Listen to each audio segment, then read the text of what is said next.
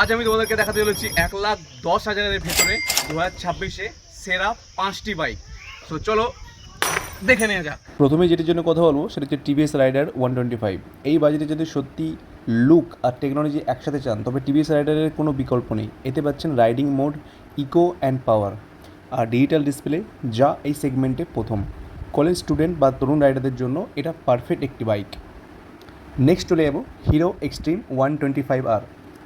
Hero এবার পুরো game change করে দিয়েছে। এক্সট্রিম 125R এর শার্প স্পোর্টি লুক দেখে কেউ বলবেই না এটা একটা 125 সিসির বাইক। আর মাইলেজ শুনলে চমকে যাবেন। 1 লিটারের প্রায় 60 থেকে 62 কিলোমিটার মাইলেজ কোম্পানি ক্লেম করছে। লুক আর পকেট ফ্রেন্ডলি মাইলেজের সেরা কম্বিনেশন। থার্ডে চলে যাব বাজাজ পালসার N125-এ। যারা একটু পিক আপ আর স্পিড ভালোবাসেন তাদের জন্য বাজাজের নতুন চমক পালসার N125। 12 হর্স পাওয়ারের সাথে এই সেগমেন্টে এর পিক আপ এক কথায় দুর্দান্ত। এর স্প্লিট সিট আর স্পিড ফাইটার ডিজাইন রাস্তায় চললে সবার নজর কাড়বেই।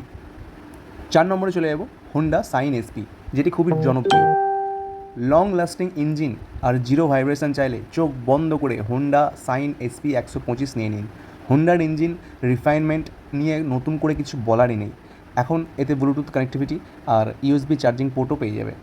ডেলি কমিউটিংয়ের জন্য বেস্ট ফ্যামিলি বাইক। লাস্টে চলে যাব বাজাজ পালসার 125। পালসারের সেই পুরনো ক্রেজ আর ভারী চ্যাসিসের স্টেবিলিটি যারা পছন্দ করেন তাদের জন্য এখনও best option Pulsar 125। Carbon fibre edition হাইওয়েতে দুর্দান্ত ব্যালেন্স দেয় আর এর ক্লাসিক লুক আজও অ্যাগ্রেসিভ।